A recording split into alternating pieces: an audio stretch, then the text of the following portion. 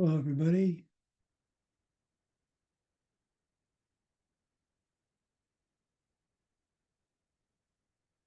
Everybody hear me okay? Yeah. Okie doke. Let's start with the mandala, so please make the mudra.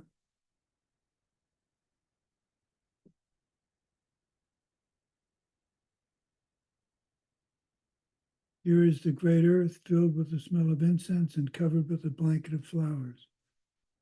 The great mountain, the four continents wearing a jewel of the sun and the moon. In my mind, I make them the paradise of a Buddha and offer it all to you. By this deed, may every living being experience the pure world.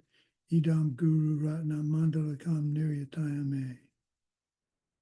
I go for refuge to the Buddha, compassion, knowledge, and strength, the Dharma, the enlightened side of truth, and the Sangha, the community of realized beings.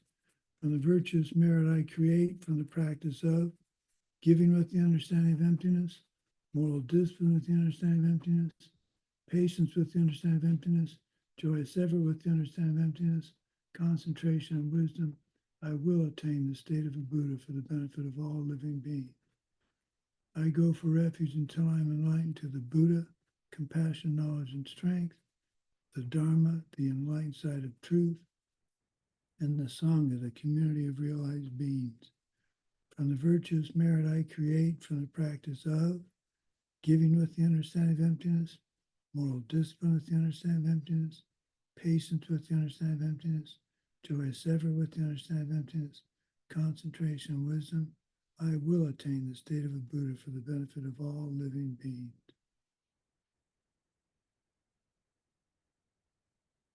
Okay. Rejoicing practice. Who's going to start? Let's start with Tatiana.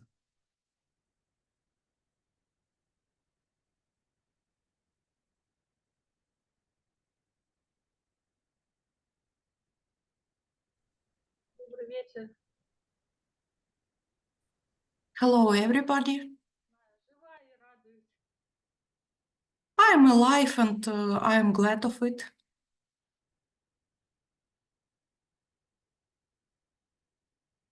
I don't have the interpretation on yet. Let me get it on. Okay. Can you hear me right now? Yes. Tatiana said that I am alive and I'm glad of it. That's a good rejoicable. It beats the alternative.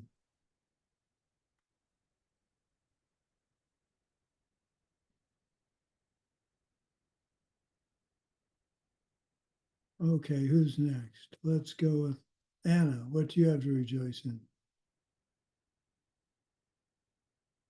Yeah. Hello, Venerable Sumati, and hello, everyone. About my rejoicing, I rejoice about the weather, first of all, because there were many very hot days. It's not typical for my region. It was more than 35 degrees by Celsius. For us, it's really hot.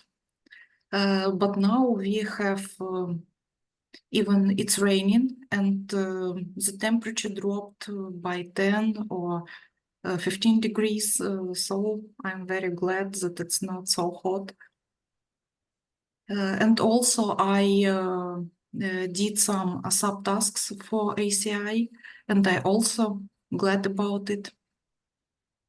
That's all about my rejoicing. Good. Where are you? What area of Russia are you in? Or are you in Ukraine? I'm in Ukraine. I'm in West Ukraine, near mountains, near Carpathian Mountains. Oh, okay. I've heard of those. Well, sorry it's so hot, but it's hot here too, but a little bit warmer. Okay, Daria. Good morning, Venerable Sumati. I rejoice. I'm fighting with my anger. the struggle with my selfish and continuance. And today I coach myself, grown irrigated with my mother. She's my powerful karmic partner. And I want to hide somewhere. And I said that I was not home sometimes. I'd say, no, it's not me. It's as a Daria. And I had noticed before how fear and anger rose inside me. It's very difficult, but I tried to fight with my selfish. Well, the important thing is you tried. It's a habit that's hard to get to break, but keep trying. Don't kid yourself. Every time you try, that's karma going in the right direction. So good, good. Katrina, what do you have to rejoice in?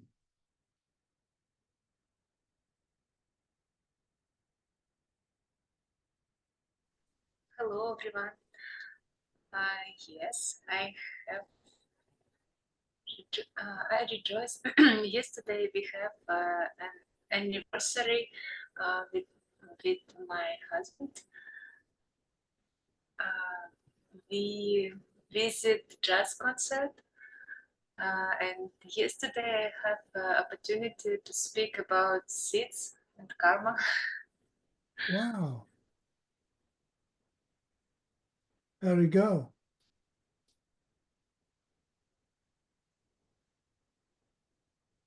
What? How did it go? House of Music, the name, and it was a jazz concert. No, Was you called said you had a chance to jazz talk concert. about seeds.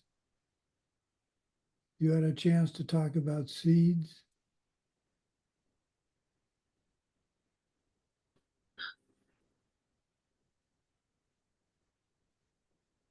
Yes, How'd that go? Victoria Makarova has a project, Diamond Practic, and I'm a volunteer. I'm curator, and we make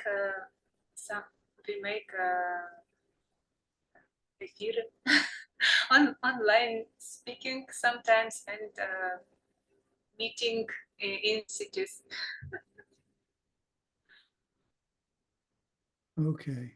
I'm not quite following, but you had a chance to talk about seeds. That's very good. Svetlana, how about you? Yeah, hello, Venerable Sumati. Hello, everyone. I would like to rejoice that we have this wisdom about that by planting seeds, we can create whatever we want. And like today, I realized that like some times ago, I asked Venerable Utpala how to understand her book, Emptiness Meditation, and how to differentiate like absent-minded meditation and emptiness meditation. What does it mean, correct emptiness meditation? And now we have such a blessing gift from Lama Surani, with whom we are sharing on this, who is teaching us to understand this book. And that is very precious for me, that there is someone who can help me to understand this book. I think that it came from my help to others to understand some things. So just by planting seeds in my life appeared the teacher who can help me to understand something that was very interesting for me. And I Very rejoice. Very good. That's exactly right. You planted the seeds, and to think they can only ripen in the next life or lives beyond is naive. You plant the seeds, don't worry about when they're going to ripen. Just plant the seeds and keep rejoicing and invigorating them, and they'll ripen when they're supposed to. So very good, very good. Okay, Alona, what do you have to rejoice about?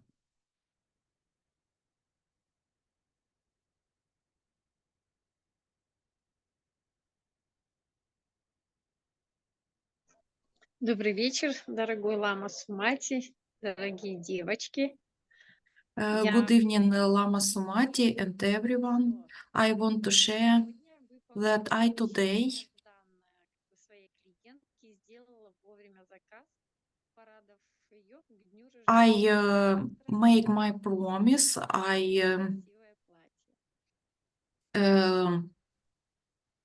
I Второе, give порадовалась тому, что I gave her a gift. It's very beautiful dress, and I also want to rejoice about I can connect to people. обучение, да, то есть как бы Uh, я помогла there девочке was some studying. найти человека, который бы смог I helped для нее girls from Ukraine to pay for some education, порадовалась, что у нас Very and good. I'm glad that it happened. Very good. Well, I'm glad you made someone happy with the dress. That's making people happy. Last night I told my wife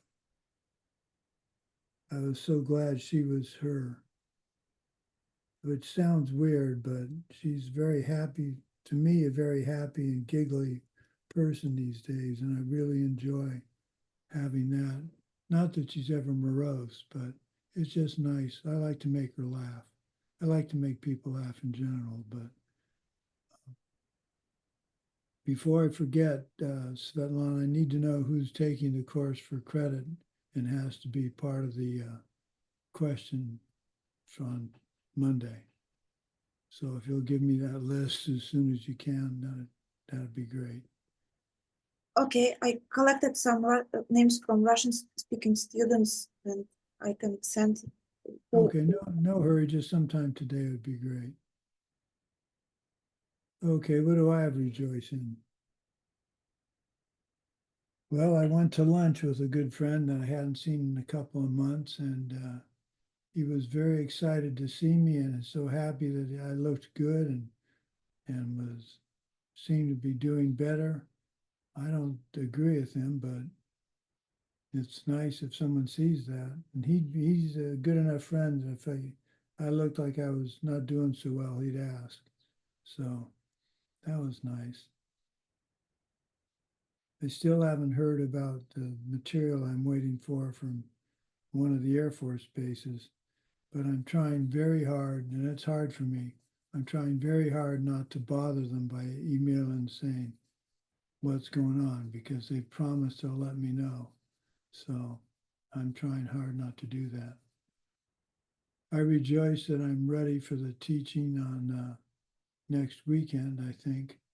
That's going to be over 200 students. That's going to be a lot. And I'm going to be teaching basically nonstop for 2 days.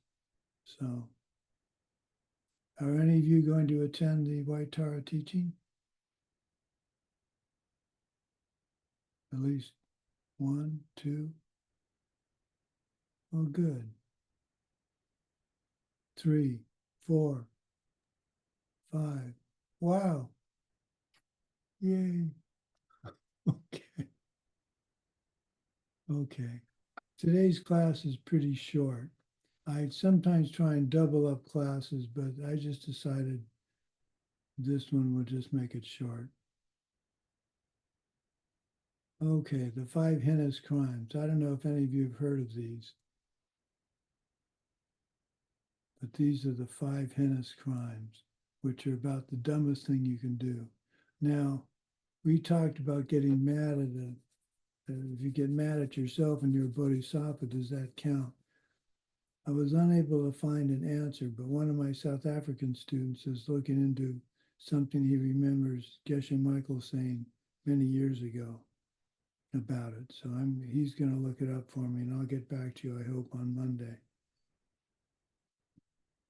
I think it has to do with it's a very specific type of anger, and maybe something like trying to talk him out of believing in karma and emptiness. And if that's the case, I've never tried to do that with anybody.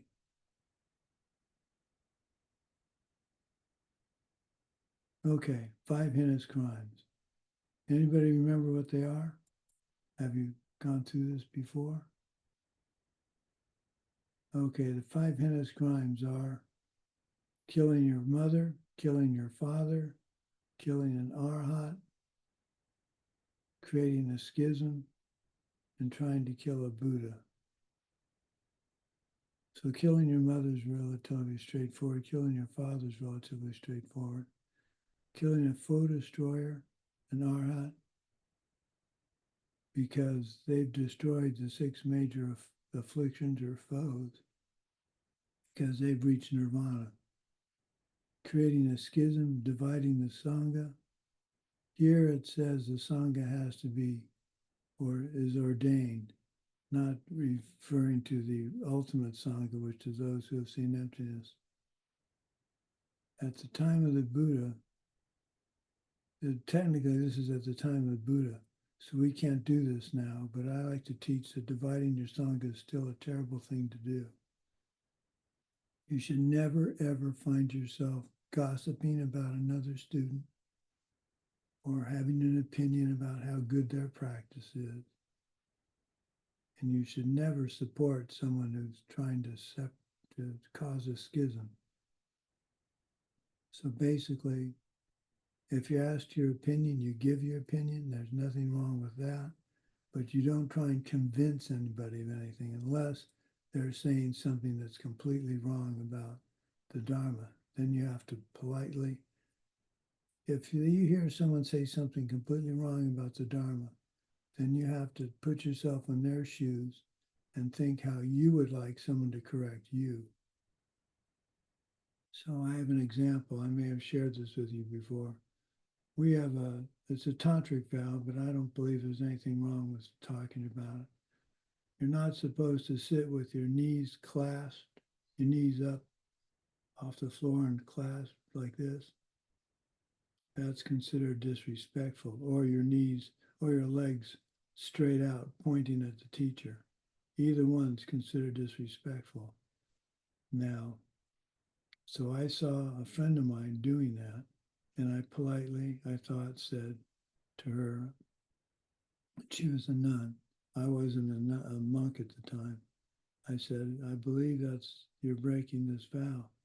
She said, actually, no, David, I have permission from Geshe Michael to sit this way because of my back. So I apologized, and from then on, didn't make it my job to police people's how they sat or conducted themselves. Instead, I made sure that when I started to put my legs straight out, pointed at the teacher, I corrected myself. If I clasped my legs, my knees, I corrected myself. When you're in the presence of your teacher, you should never turn your back on the teacher. So you back out of the room, because you never know if they're going to give you a sign to do something if you turn your back on them. So those are just a few of the tantric rules that I think are good ones too, for anybody to have. Okay, so schism. Trying to kill a Buddha with evil intention. I can't imagine how you would want to kill a Buddha with good intention. That doesn't make any sense. But I think it means not by accident. A Buddha cannot be injured, but to even try to do so is very bad, a very bad deed. There are 2 aspects that make these deeds so bad. In the case of your mother and father, they gave you human life, and thus the possibility of enlightenment. How they raised you is not the important part, it's that they gave you human life.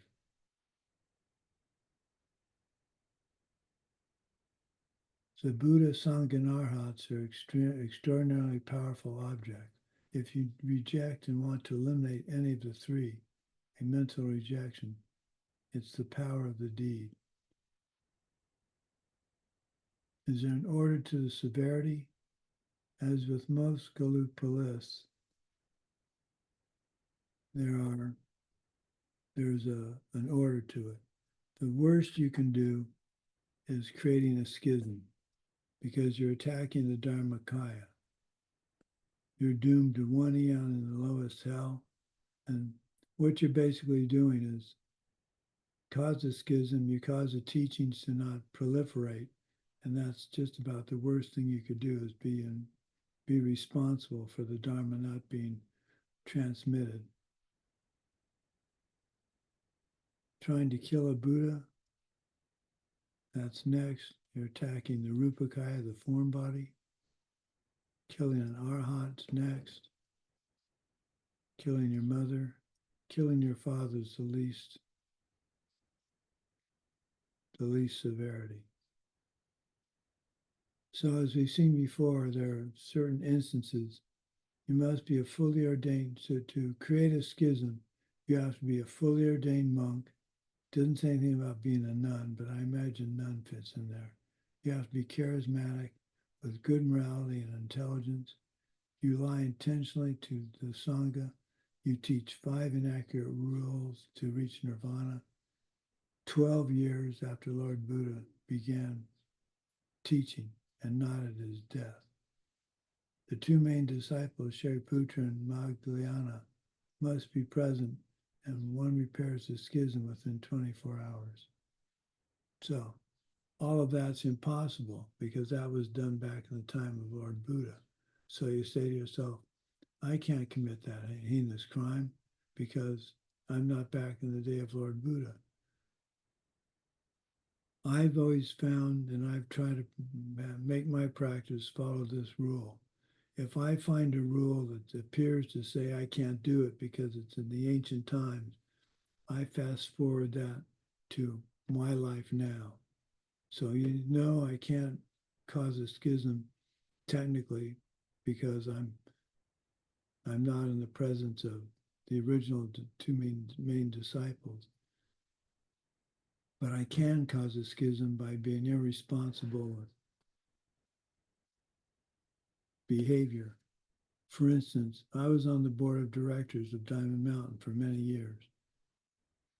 And one thing that happens with a board of directors in a volunteer organization is a board member that doesn't like a decision can badmouth that decision to the other people in the organization.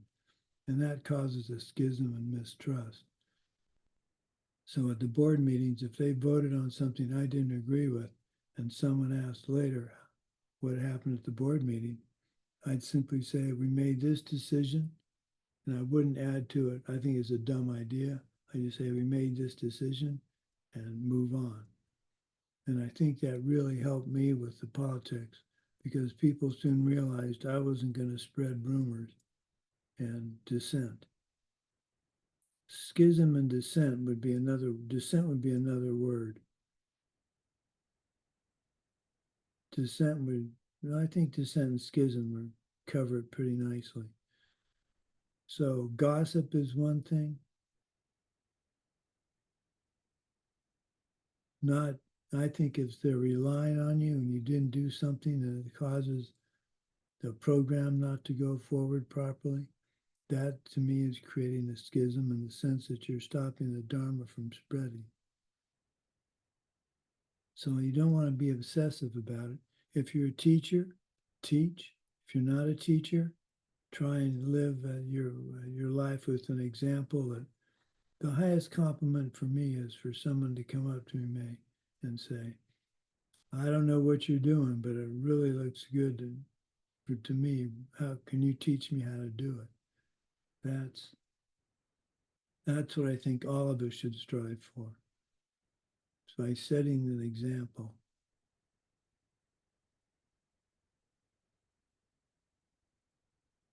Did I tell you about that example of in El Paso, where I have a bad habit of collecting litter, and we are going to a movie, and have I told this story? No, okay.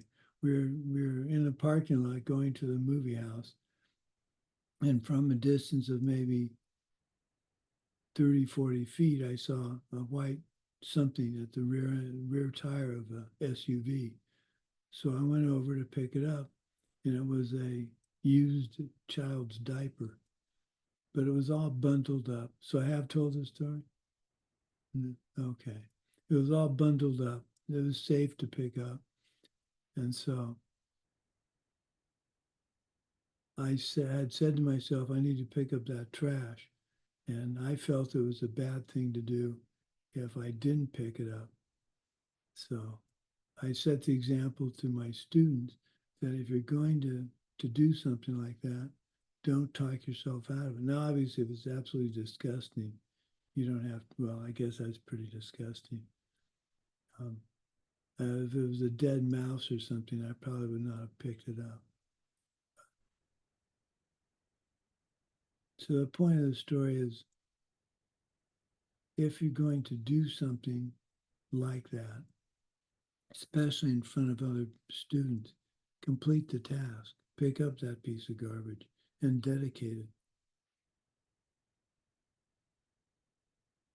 It's not working real well so far. We still see a lot of garbage, and not in our neighborhood. I don't know if you're familiar with those little vodka and alcohol, like they serve on airplanes, those little bottles. When I used to live in one part of Tucson where we would walk every night, and there would be these little bottles. We'd pick them up, and the next day there'd be these little bottles, and we'd pick them up. So someone was drinking on the way home, was drinking shots and driving. We never knew who it was, but we always picked them up, and we hoped that the person got home safely.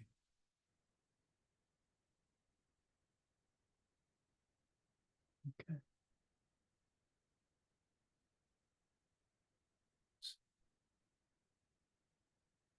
Having an opinion is one thing.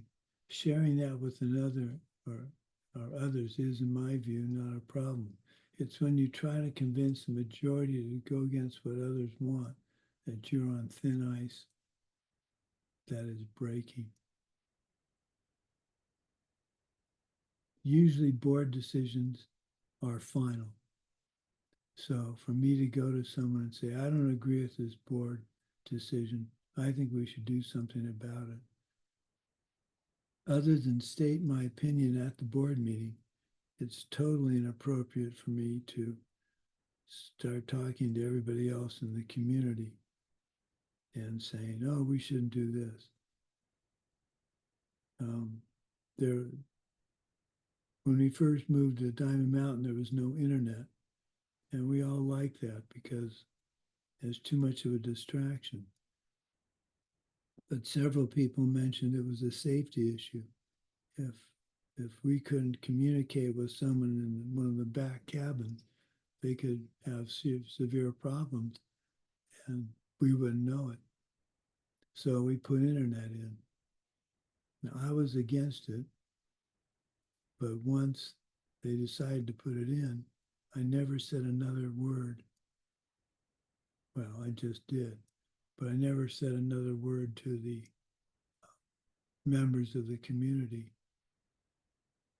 It's a good thing now. I think it was the right thing to do. I was not open-minded enough. It's like the roads. The dirt roads were not nasty roads to drive on. You had to drive slowly and carefully. Now they're paved, and it's much easier to get going too fast. But I was asked my opinion. I said I don't believe the roads are a good idea, and they decided to do it anyway. So now when someone asks me about the roads, I say they're really safe to drive on. I'm glad they put the asphalt down, and I am glad.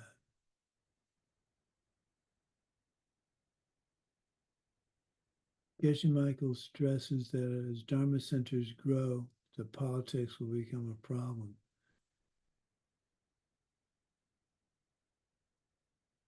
One of the problems is you'll have someone who's disruptive about the teachings and what you do about that. You can kick them out of the center, but you have to be careful about false judgment. So there are rules For instance, at Diamond Mountain, now in Arizona, it's legal to have a certain amount of marijuana and smoke it. At Diamond Mountain, you cannot have even medical marijuana on you. We can make a rule that's stricter than the state law or the county law, but we can't make one that's less strict.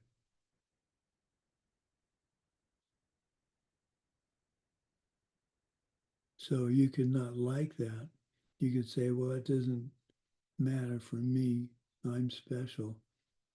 It's a dumb rule. I'll bring my marijuana in with me. If I found that out, I would check. Now I don't have the authority to to make someone leave the facility. But back in the day, we had a couple of instances where we had to ask students to leave. And that was hard.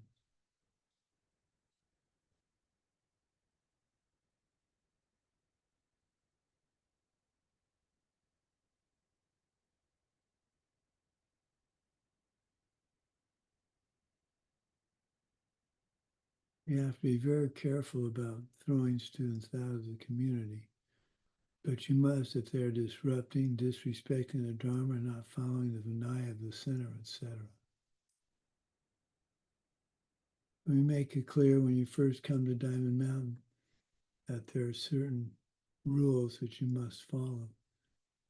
And that if you don't, you'll be asked to leave. And you're expected to leave when asked.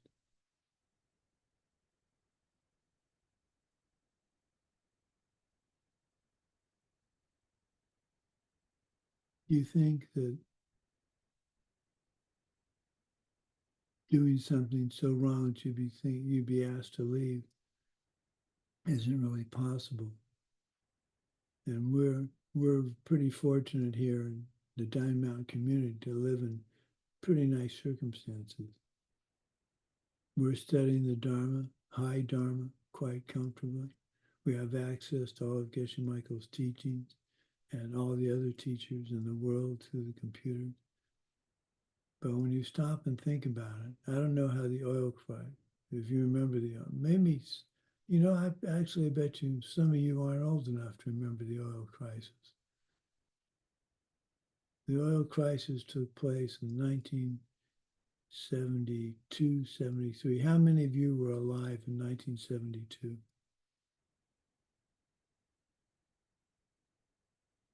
Oh, come on. Well, I was alive in 1972. I was 19 years old. The oil crisis was the price of gas went up tremendously, and you could only buy it if your license plate had an odd number on the license plate. You could only buy gas on the odd days, unless you were a physician or a police officer or something like that. So that was very inconvenient. And many times people would get very irate because they were running out of gas and they needed to get gas on the wrong day. People got really upset with that. We had a case of road rage about a mile from our house, and I drove by it, actually coming back from Diamond Mountain, believe it or not. I drove by, didn't know what was going on. There were police cars everywhere. What happened was a 77-year-old man shot and killed somebody else in somebody else's car because they cut him off. Now, that particular lane exchange at that corner is a bit tricky. And so I can imagine somebody didn't do the turn right, got honked at, got mad, but I can't believe you'd get out and pull a gun and shoot somebody. Now, I think what happened there was he got out of his car, reached back for the gun because the guy was running at him, obviously getting ready to beat him up. But that still doesn't justify killing someone. So the point of that story is You just don't know what's going to happen at any given moment. So to say, oh, I can never get mad, that kind of mad, yeah. I hope you never find out.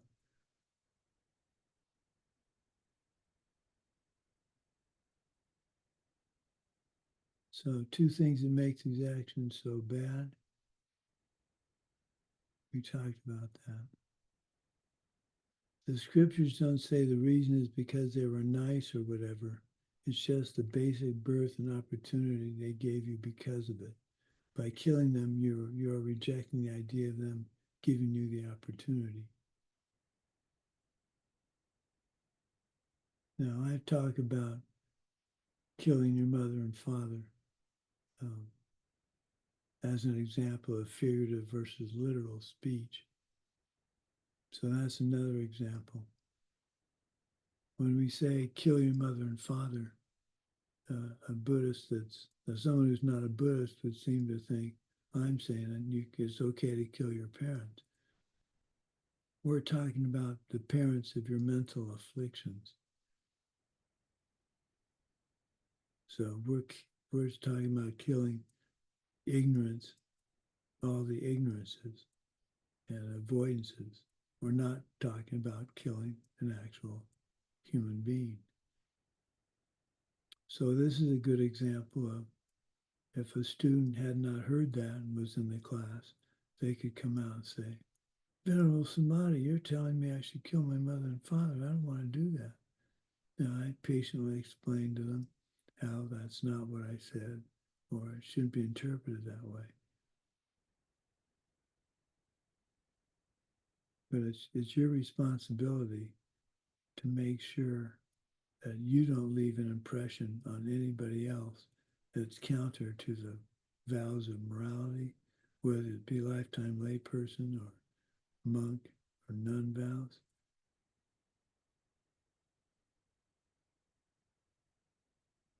That's one responsibility I've taken on as a monk. People see me in my robes or in my colors.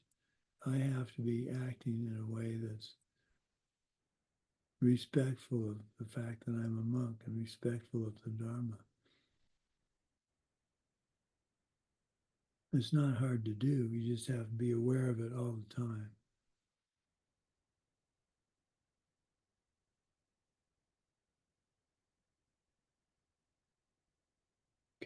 What else?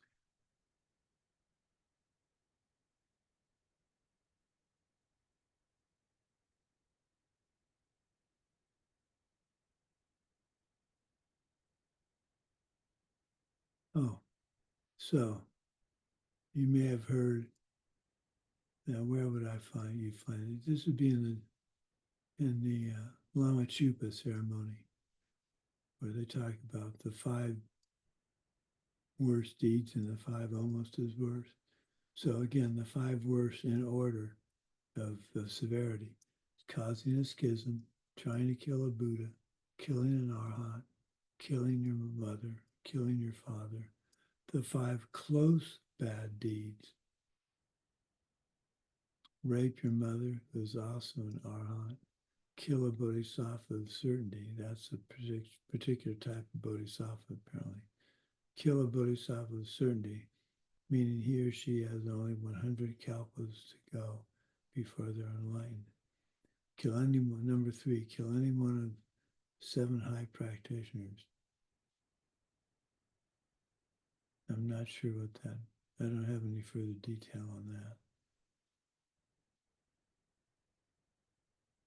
Steal the property of the Sangha.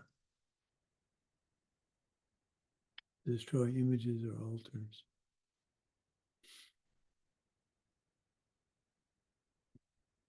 Now I have a pet peeve. I don't know how that translates into Russian, but I have something that really it saddens me. I was going to say annoyed, but that's incorrect. Saddens me. The Dharma is, to me, very precious. You don't put a cup of tea on a copy of the Diamond Cutter Sutra. you put it on a saucer somewhere. If you have teaching material and you're at a teaching, any of the Dharma material you have should not be in contact with the floor or with the rug. It should be on a piece of cloth, protecting it from the soiled surface. That's the floor. So how can you do that? I try and take a piece of brocade cloth so it's pretty, and I try very hard to have that with me in my backpack. I put that down, then I can put my various note-taking, homeworks, quizzes, whatever. I can put that on the brocade, and it's not in contact with the surface that's been dirtied by people walking on it. That's a really good habit, I think, a good habit to get into. It shows respect for the teaching material. And if you dedicate it each time you do it, then that's sowing seeds for you to get the teachings you want in the future. Just very simple piece of book. It can be any cloth. I happen to like brocade, but it can be any cloth.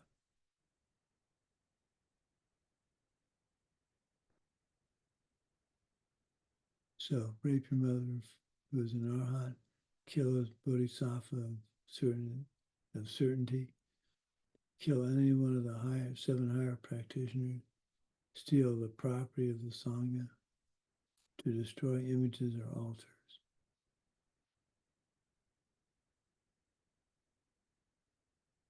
Now, do you know the proper way to dispose of Dharma material?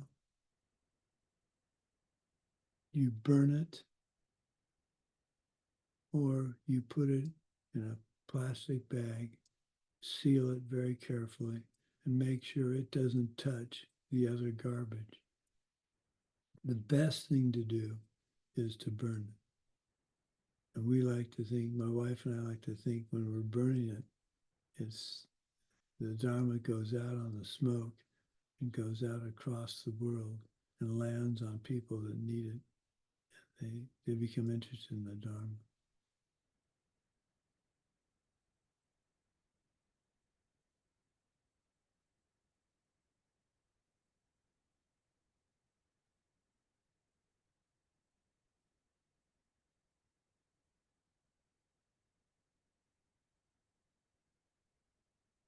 So, one of the 5 wrong deeds is wrong view. These are the 5 wrong views. To believe everything exists the way it looks to you, self-existent. This isn't, I don't believe this is in any particular order. To believe everything exists the way it looks to you, i.e. it's self-existent. Believe that everything doesn't exist at all outside my brain, so nothing matters. Those are called the 2 extreme views, the 2 sides of the cliff. Practice mistaken morality and aestheticism and think it's great.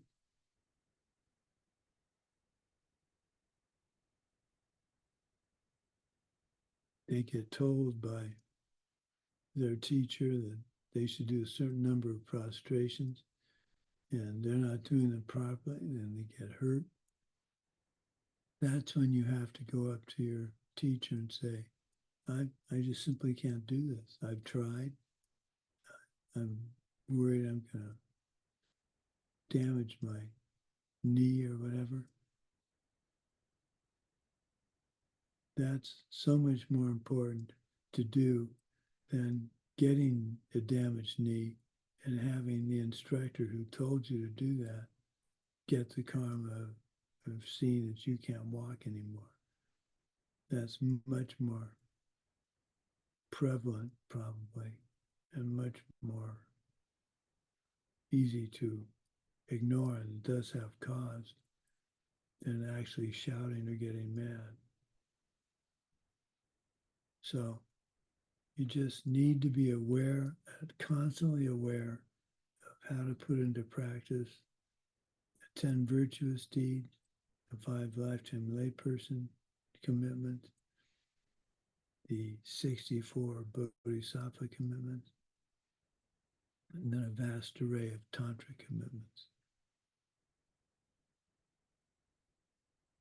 The 4th, you think your wrong views are great, and the 5th, that karma doesn't exist. So you say to yourself, I couldn't do that. I believe karma exists. The first time you say to yourself, it's my karma, but that's when you realize you're still thinking incorrectly. It's not your karma, but it's your karma, so do something about it, correct the problem. Don't put it off, do it right away. I'm trying very hard now when my wife asks me to do something. For instance, what was it? Oh, we needed to check if the dryer vent was clogged with lint. Now I have trouble getting down on my butt, sitting down, if it's not in a chair because of my balance issues. But instead of saying, well, I don't think I can do that because the vent was only 6 inches off the floor outside in the garage. Instead of saying, I don't think I can do it, I went to see if I could do it. I could. And so that saved me from having to tell her some story about how I didn't want to do it because it was too difficult. I'm trying very hard not to do that because, one, it's not helping her. It's making her have to do more and more. And two, it's self-defeating. Every time I say I can't do something, that's one more thing I've tempted to decide I'm just not going to do anymore.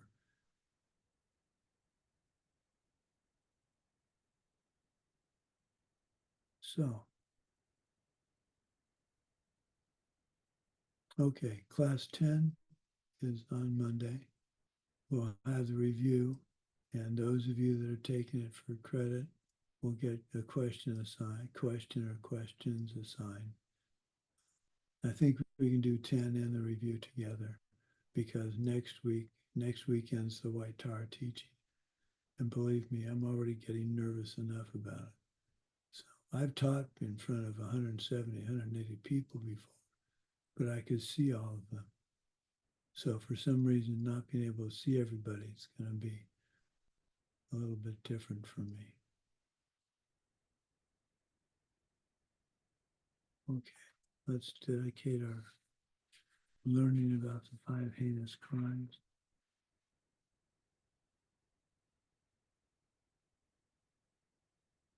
As long as space remains, as long as sentient beings remain, until then may I too remain to dispel the miseries of the world. Through this merit may I soon attain the enlightened state of Guru Buddha, so that I may be able to liberate all sentient beings from their suffering. May the source of benefit and goodness, the Dharma, spread and expand. May the beings upholding the Dharma have excellent health. May the source of happiness and well-being for all embodied beings, the Dharma taught by the Buddhas, always increase. Okay. We'll see you Monday. Have a lovely weekend. Stay cool. Think cold thoughts, Anna. Could I ask a question? Good afternoon. Sure. Hi, Mike. Hey, sorry I'm late. I was wondering, how do you properly fix a mistake if you're like copying a scripture and like suppose like you like start writing something and you like get mixed up on the lines and you start writing one line when it's supposed to be another one. Like, do you cross it out or do you like rip the page out and burn it? You know what I mean? Oh. Why not just erase it? If it's in like pen or like ink. Don't use ink anymore. Well, where do you find a lead brush? That's my real question. Where do you find a lead brush? Well, you go to a wire brush factory. Let's see. Okay, so I'm writing. I haven't run across that because I don't use my handwriting was terrible to begin with, but it's not. It's absolutely just scribbles now. You know, when you sign one of those pads with your finger for UPS or somebody. No, man, it's a joke. I just draw a straight line. Anyway, well, let's see. I would cross it out. And yeah, I would cross it out because you don't want to waste paper. I think crossing it out's okay. I just like, I wasn't sure if like I shouldn't be like crossing out the Buddha's name, or you know what I mean? If it said Yeah. like something like that. Yeah. So like that happened last night, and I crossed it out and I was like, wait, should I be crossing this out? So I like ripped out the page and burned it. So I'm like just wondering what to do if that happens in the Here's another thing you could do. Use a highlighter and just highlight where the mistake is. So you're not crossing it out. You're bringing attention to yourself that that's a mistake I made. That's a good idea. Well, typing, Yeah, that feels good. when you type on a word processor and you go back and erase a mistake, is that at some point, Oh, right. at some point there's a practicality, but I use highlighting for things I don't want to say, and I use a different color to attract my attention to something I think needs correcting. So Okay. that's a possibility. The other Yeah, that's helpful. Thank you. The other alternative, Mike, is just not make mistakes. Well, you know, I'm working on that. That's a perfection, right? The perfection of not making mistakes. Yeah. Okay. Thank you. What's the temperature like you're in Baltimore, is that right? I'm in Baltimore, yeah. It's what's the temperature? It's like 90 something here, 93, 95, and like humid. Oh man, you must be dripping. Yeah. I Well, don't I'm in the mind- nice air condition right now. I don't mind the heat outside. I really don't mind being hot outside. But when you walk into an air conditioned room and you feel your body turn into a sponge, that's not particularly pleasant. I'm going to get to Yeah. revisit in August, which is one of the hottest and most humid months of the year in Arizona. I'm going to be in our retreat cabin with no air conditioning. And I say to myself, well, you survived 3 years that way. And I stop and I think, did I? So I'm actually getting close to wussing out and going to a different cabin because 30 days at that temperature would be tough, but we'll see. Okay. Take care, everybody. We'll see you on Monday. Very pleasant. Yes. Maybe it's not a question, but you say it's one mistake when we kill our parents, mother and father, yes? Sure. And could we kill our parents, not action, yes? Words. Sometimes we speak, or we told our parents not good words, or don't with it to parents, or sometimes don't speak with parents. This action, we do kill our parents when we don't speak or bad words said. What we mean by kill is physically killing them. So you take a gun Yeah. and you shoot your mother or father, or you Ah. feed them poisoned food, or you run them over with a car. That's what we're talking about, killing your mother and father. Now, you bring up a very good point, and it's one that I dwell on all the time. So I'm not gonna, my parents are dead, so I can't do it anyway. But I would never think of hitting someone with a car or shooting somebody. But I say, okay, I would never do that, but how about saying something mean about them to somebody else? If you say to yourself, that's the same as killing them, I won't do that. So you take something that in the past you thought was, well, that's okay. And you say, no, I'm not going to do that. Now here's a problem that I don't. Well, Geshe Michael has said, in his opinion, taking someone off of life support with the right motivation is permissible. So the wrong motivation, take them off life support so you can get your inheritance. That's not a good motivation. Take them off life support because they're living a miserable life. They can't feed themselves.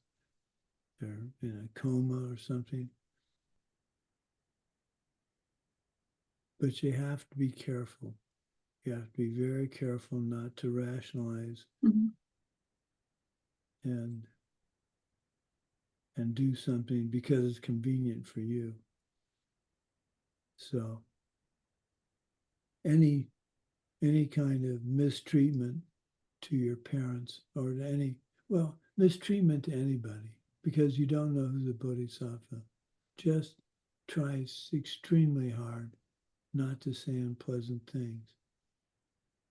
If you have a habit of getting angry, say to yourself, now the 4 powers, you take refuge, you know what that means.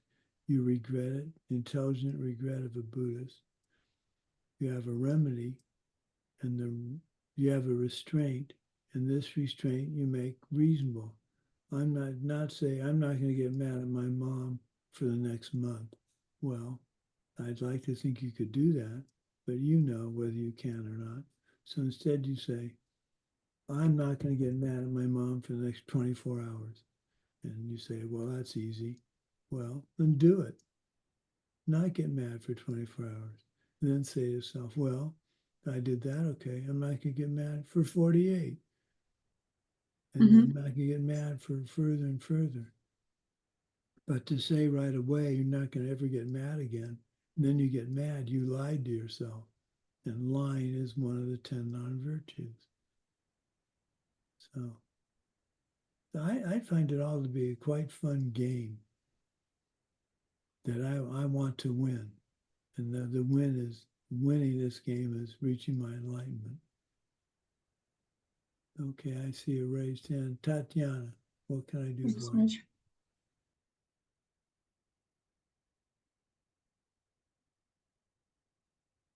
Tatiana?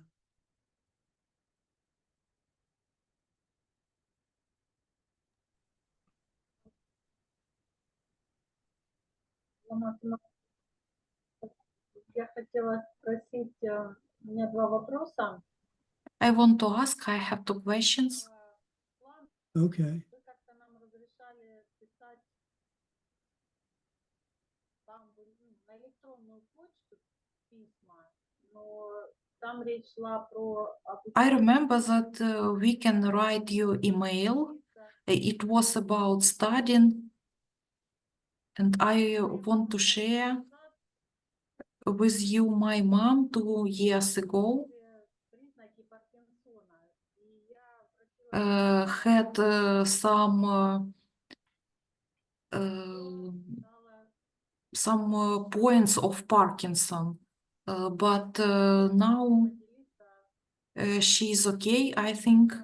And can I share about my experience with you in private email? Okay. Can I write you an email about this? You did, or you're going to? I don't remember getting an email from you about this.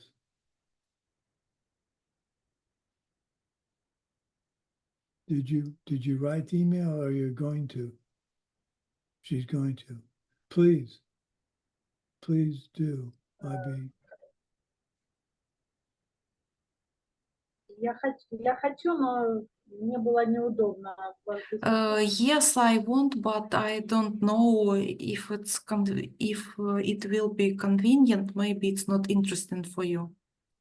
No, I'm always interested in what my students have to say. Just translate it into English. I'm kidding. Is there, if you send it to me in Russian, is it okay if I send it to Svetlana so she can translate it?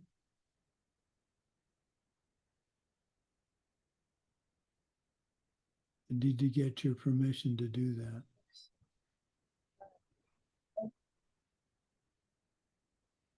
Я буду очень признательна Светлане, если она нам поможет пообщаться.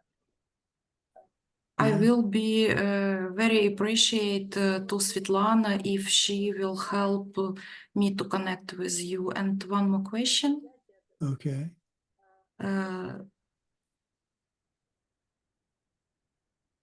This weekend was an event. You will give vows, Yeah. 6 July. У меня так Yes. складывается, что я не уверена в том, что And I'm not sure нужно делать сейчас. that I need to do it now, that I am ready. А с другой Okay. стороны, мне как бы всё In лежит в руки, other side, я, по идее, должна этим пользоваться. if I have this possibility, maybe I need to take it. Не пойму, куда обратить свой взгляд. And I don't know Yeah. Типа алмазной сделки. That's a tough one. that it not will be like a diamond deal. Как бы я заставляю себя это делать, потому что It's like I make myself to do it. ну, как-то нет легкости принятия решения It's not easy for me to make a decision. на раздумья. I have a couple days to think about it, Вашего совета. but I want to ask your advice, what I need to pay attention. For what I need to pay attention. Boy. Well, let me think about that for a minute.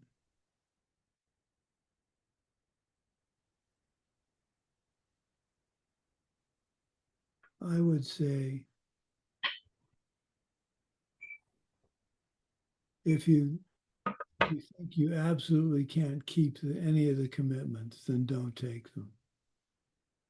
But if you can, for instance,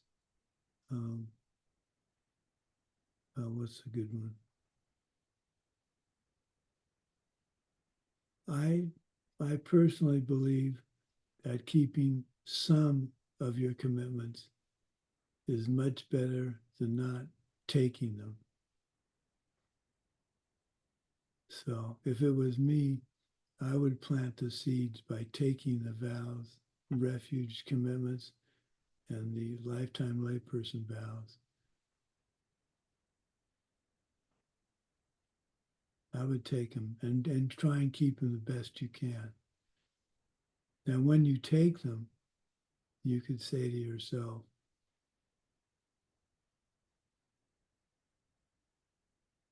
well, one reason people take the vows is to change their behavior.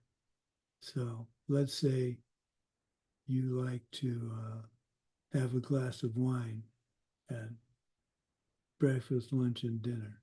Now, why you do it at breakfast, I don't know, but just for the example. So lifetime layperson vows that I give all 5. You can't say, well, I'll get 4, but I won't do the 5th. So if you can't give up drinking alcohol,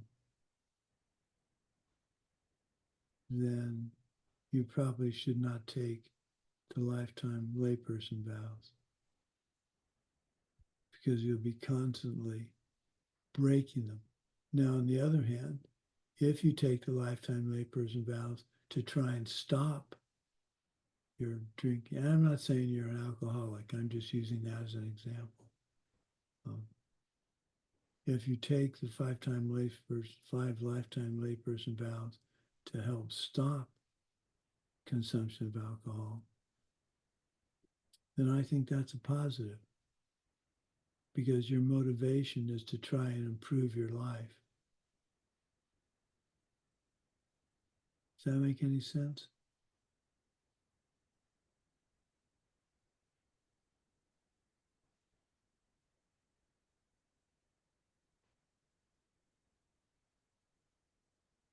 I say, Tatiana, I say this: it's better to take the vows and try than it is to not take the vows and not try.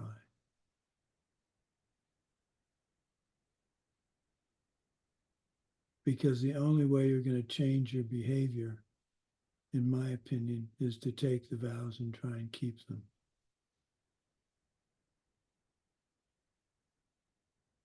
And when you break one of the vows, you have the 4 powers of purification. You know how to do that.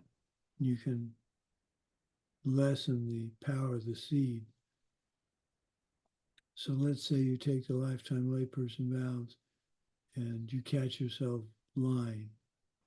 Well, you immediately do the 4 powers and try very hard not to lie the next time, versus not having the vows and lying and going, well, I lied, no big deal.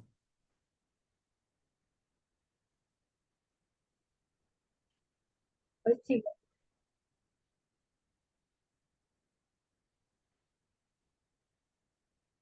Спасибо большое. Я еще подумаю. Thank you very much. I will think about it.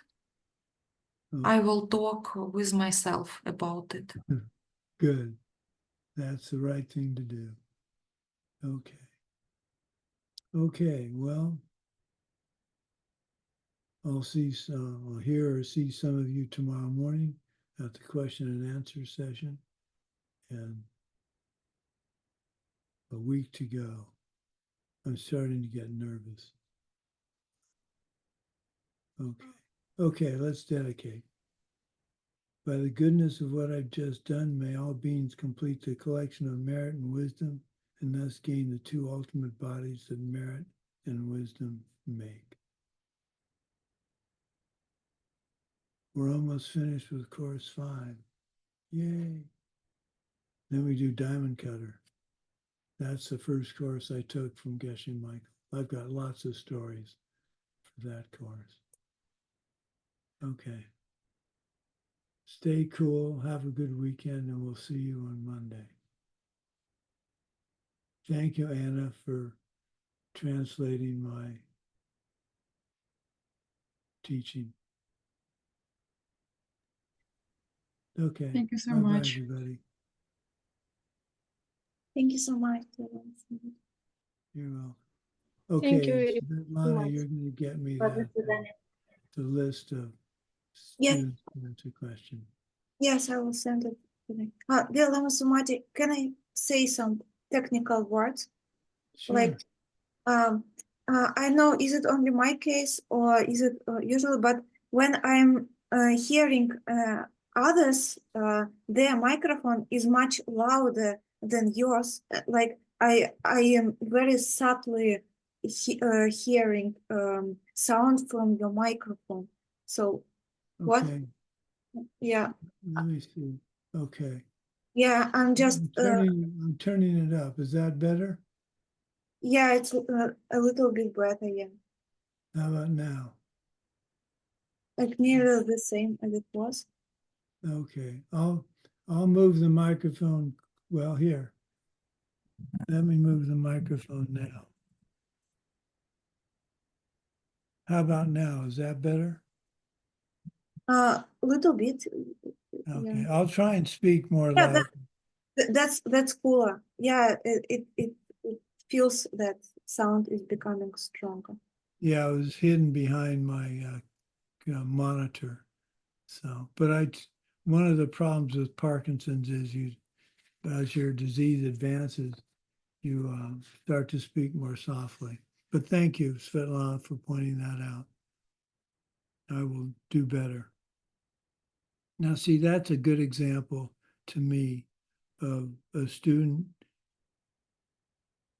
correcting me in a very nice, humble way. And I'd prefer that than have you not say anything for fear of getting me annoyed. Believe me, I'll let you know when I'm annoyed. You won't be wondering about that. But I have to be careful about being annoyed because I can't get mad at a bodhisattva. So I have to be careful. Okay. Okay, everybody. Bye-bye.